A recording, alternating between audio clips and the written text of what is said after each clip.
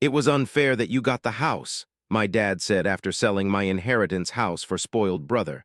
"I pressed charges. Now he's in prison for fraud."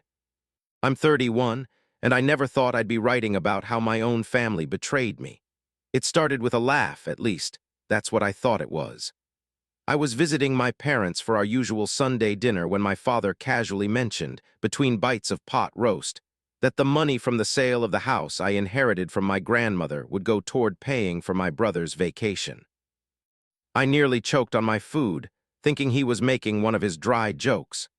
My father had always had an odd sense of humor, often making deadpan statements that left people wondering if he was serious. "Good one, Dad," I said, forcing a chuckle while shooting a glance at my mother, who was suddenly very interested in her plate. My brother Tyler just kept scrolling on his phone, completely detached from the conversation as usual. But something felt off. There was a tension in the air that didn't match the supposedly light-hearted moment. I noticed my father wouldn't meet my eyes, and my mother's hands were shaking slightly as she cut her meat. Still, I pushed the thought aside. After all, it was impossible. The house was mine, left to me specifically in my grandmother's will. A week later, my world turned upside down when my lawyer called.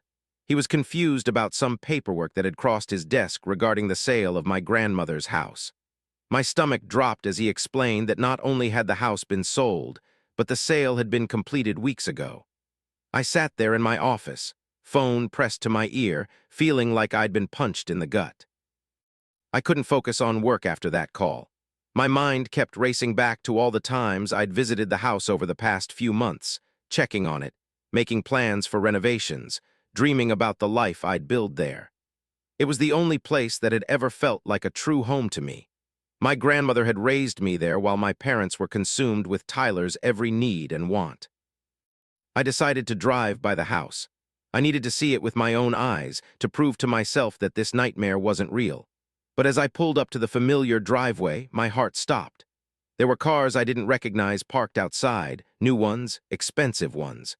Strange patio furniture sat on the front porch where my grandmother's beloved rocking chair used to be. With trembling hands, I walked up to the front door and rang the doorbell. Each second felt like an eternity as I waited, hopping against hope that this was all some terrible mistake. When a man in his late 30s answered, wearing casual clothes like he belonged there, I felt like I was in some surreal dream. "Can I help you?" he asked, friendly but cautious. I struggled to find my voice. "This is my house," I managed to say. "Who are you?" The man's expression shifted from welcoming to concerned. "We bought this house last month from the owner." He said it so matter-of-factly, like he was stating the sky was blue. "You what?" I felt dizzy, gripping the door frame for support. A woman appeared behind him, her face a mixture of confusion and worry. "We bought it fair and square," she said, her nervous laugh grating against my ears. "What's the problem?" I couldn't breathe. I pulled out my phone, frantically checking for any emails, any notifications about the sale. Nothing, no alert, no notice. Nothing. I turned and walked away, barely able to see straight through my shock and rage. I drove straight to my parents' house, my knuckles white on the steering wheel.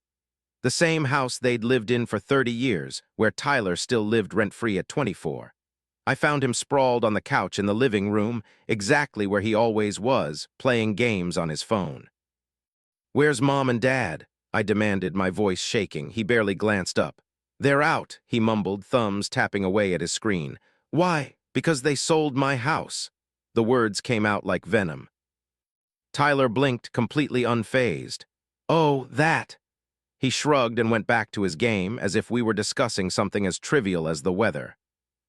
I stood there, staring at my younger brother, the golden child who had never worked a day in his life, who had gotten 3 cars bought for him after crashing each one, who had dropped out of college twice but still got an allowance. And now he was getting a vacation paid for with money from my stolen inheritance. I waited in that house for hours, packing the floors I'd grown up on, my anger building with each passing minute. When I finally heard the garage door open, I was ready. My parents walked in carrying shopping bags, more things for Tyler, no doubt, and froze when they saw me. "What the hell did you do?" I asked, my voice eerily calm despite the rage boiling inside me. My father set down his bags slowly, exchanging a look with my mother. She hurried off to the kitchen, leaving him to face me alone. "Look, son," he started, using that condescending tone he'd always used when explaining why Tyler needed something more than I did. "It was unfair that you got the house. Your mother and I had other plans." "Plans?" I was trembling. "So you forged documents and sold my house? The house Grandma left to me in her will? You committed fraud." "Don't be so dramatic," he said, waving his hand dismissively. "Tyler needed a vacation. He's been stressed, and he needs a car. He's the one with potential." "Potential?" I laughed, but it was a hollow sound. "He's 24, unemployed, and living in your basement, and you stole my inheritance to buy him a vacation." "Now that's enough," my father's voice hardened.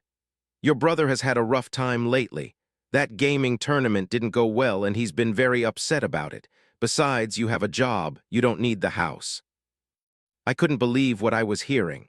My grandmother's house, sold without my knowledge or consent, all because Tyler was upset about losing a video game tournament. The house where I'd spent countless hours with my grandmother while my parents were busy catering to Tyler's every whim. The house that was supposed to be my fresh start, my chance to build something for myself. "I'm not letting this go," I said, my voice low and dangerous. "You know that, right? This isn't like all the other times you favored him over me. This is fraud. This is theft." "Don't be ridiculous," my father scoffed. "We're family. We did what was best for everyone." "No," I corrected him. "You did what was best for Tyler, like you always have, but this time you broke the law to do it." I turned and walked out, ignoring my mother's calls from the kitchen. As I got in my car, I could see Tyler through the living room window, still playing on his phone, completely unbothered by the fact that his vacation was being funded by his brother's stolen inheritance. I didn't know what to do at first. My mind was racing as I drove home, my father's dismissive words echoing in my head. It was like he didn't even see what he'd done wrong. In his mind, everything was justified because it was for Tyler, his precious golden child. I knew I needed help. This wasn't something I could handle on my own. That night, I called my lawyer, Daniel, a friend who wasn't just good at his job but was known for being ruthless when necessary. As I explained everything to him, his initial disbelief turned to fury. "Meet me at my office tomorrow," Daniel said, his voice tight with controlled anger. "Bring everything you've got, emails, documents, texts. I want to see it all. They're not getting away with this, Hubert, I promise you that." That night, I barely slept. I lay awake, thinking about my grandmother, about how she'd always tried to protect me from my parents' blatant favoritism. She must have known something like this might happen. Why else would she have left the house specifically to me in her will? But even she couldn't have predicted that they would go this far, that they would actually commit fraud to take away my inheritance. As I stared at my ceiling in the darkness, one thing became crystal clear. This wasn't just about the house anymore. This was about years of manipulation, favoritism, and abuse. And for once in my life, I wasn't going to let them get away with it. Update 1. The next day, I walked into Daniel's modern office building, my arms full of documents. I had spent half the night gathering everything I could find, emails from Grandma spanning years, talking about how the house would be my future, the original will with her clear instructions, and even text messages where she specifically referred to the house as my legacy. I had photos of the house, maintenance records I'd kept, and utility bills in my name. Daniel, with his characteristic efficiency, spread everything across his large desk and began sorting through it methodically. I watched as his expression shifted from professional interest to barely contained anger. After about 20 minutes of review, he looked up at me, his eyes sharp. "Your dad's an idiot," Daniel said bluntly, tapping his fingers on a particular document. "He didn't just commit fraud, he left a paper trail a mile wide." I leaned forward in my chair. "What do you mean?" "Check this out," Daniel said, turning his monitor toward me. On the screen was a scanned document, the sale agreement for my grandmother's house. He zoomed in on the signature line. "Look familiar." I studied what was supposed to be my signature. It was close, but something was off about it. The loops were too perfect, too deliberate, like someone trying too hard to copy my handwriting. "That's not my signature," I said, feeling a mix of anger and vindication.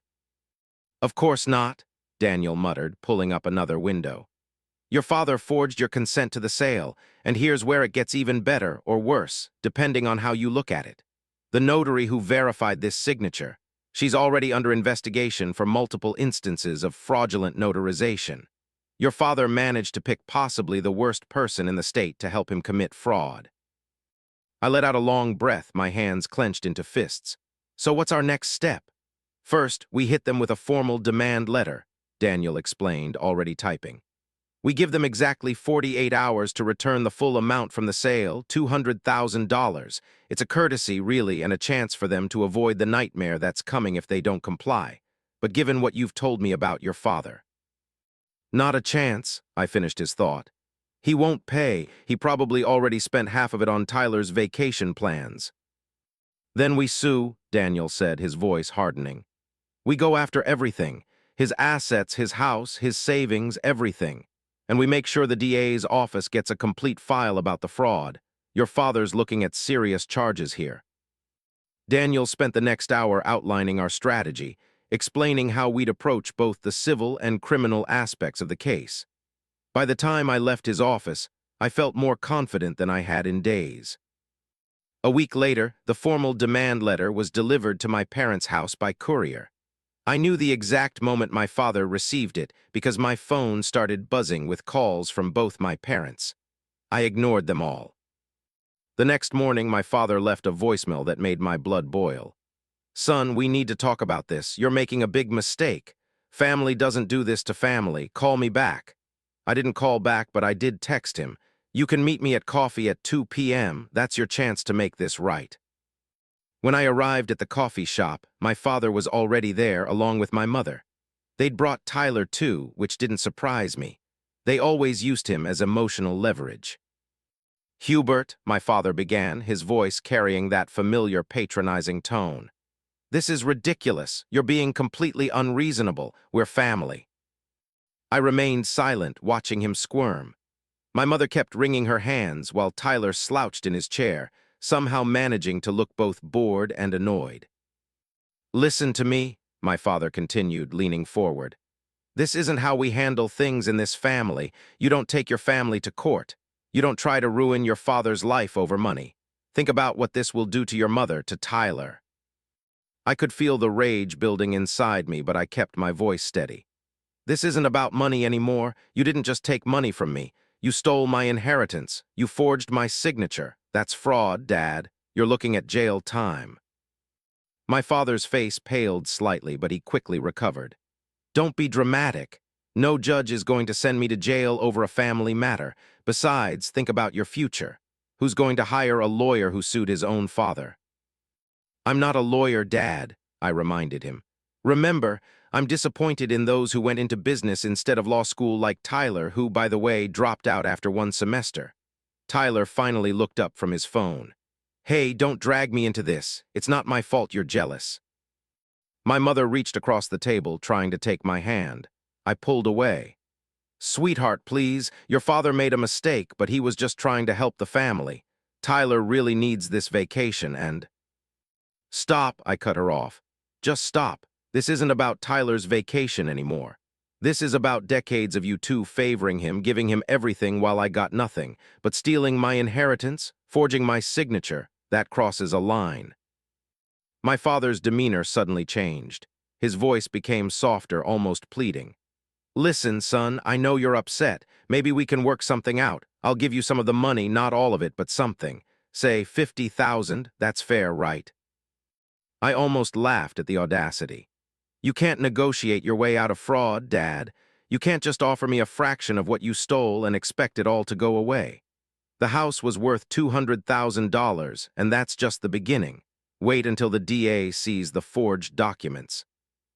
You wouldn't, my father's voice hardened again. You wouldn't send your own father to jail. Actually, I would, and I will. Unless you have the full amount ready to transfer right now, we're done here. This is why you never got ahead in life, my father spat, his mask of concern finally dropping. You're too rigid, too focused on what's right and wrong. That's not how the real world works, son. I stood up, pushing my chair back. No, Dad, that's how your world works, and your world is about to come crashing down. As I walked away, I could hear my mother crying and my father calling after me. But for the first time in my life, their manipulation didn't work. I felt strong, confident in my decision to finally stand up to them. When I got home, I had 17 missed calls and dozens of texts. My father had moved from threats to begging, offering increasingly larger portions of the money. My mother sent long, guilt-inducing messages about family loyalty and Tyler's mental health. Tyler himself sent a single text, "Way to ruin everything again." I forwarded all the messages to Daniel, who responded immediately, "Perfect. Every message is more evidence. Don't respond to any of them. Let them dig themselves deeper." That night, as I sat in my apartment looking at old photos of my grandmother and me in front of her house, my house, I felt a strange sense of peace. For the first time in my life, I wasn't backing down from my parents' manipulation. I wasn't accepting their excuses or their partial solutions. I was ready for it. Update 2. The legal proceedings moved faster than I expected. Within days of filing the lawsuit, my father's assets were frozen, a precautionary measure Daniel had pushed for, arguing successfully that Dad might try to hide or transfer the money. The evidence against him was overwhelming. Daniel had built an airtight case, presenting not just the forged documents, but also a pattern of suspicious financial activity. The notary, facing her own legal troubles, had quickly turned on my father, providing a detailed statement about how he had convinced her to verify the false signature. "Your father made a critical mistake," Daniel explained to me during one of our preparation meetings. "He assumed that because this was family business, normal laws didn't apply. He left a paper trail a mile wide, emails discussing the sale, bank transfers, everything. He didn't even try to cover his tracks." The preliminary hearings were tense. My father hired an expensive defense attorney, probably using what was left of my stolen inheritance to pay for it. Their defense strategy was pathetic. They tried to argue that there had been a misunderstanding about the ownership of the house, that my father had believed he had the right to sell it because he was the executor of my grandmother's estate. But the will was crystal clear. The house was mine, left to me specifically with no conditions or qualifications. When my father's lawyer tried to suggest that the will was ambiguous, the judge actually laughed. "Counsel," she said, "I've been reading wills for 30 years. This is one of the clearest I've ever seen. The house was left to Hubert, period." The criminal trial was another matter entirely. The district attorney's office, armed with the evidence we'd gathered, pursued fraud charges aggressively. My father's face turned ashen when they announced the charges: multiple counts of fraud, forgery, and theft. Tyler tried to help their case by testifying that he'd heard my grandmother say she wanted the whole family to benefit from the house. But under cross-examination, he crumbled. The prosecutor got him to admit that he knew about the forgery beforehand, that he'd watched our father practice my signature, that he'd been promised a vacation with the proceeds of the sale. My mother sat in the courtroom every day, alternating between crying quietly and shooting me reproachful looks.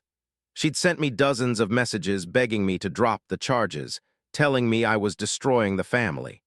I hadn't responded to any of them. The jury took less than 3 hours to reach their verdict: guilty on all counts. When the judge announced the sentence, 5 years in prison, my father finally showed real emotion for the first time. He broke down, begging the judge for leniency, saying he had a family to support. The civil case was resolved quickly after that. The sale of the house was voided, and the current owners, who had bought it in good faith, were compensated for my father's frozen assets. They were understanding about the situation, thankfully, and agreed to move out within 30 days. But the victory came with costs I hadn't anticipated. News of the case spread through our small town like wildfire. People took sides.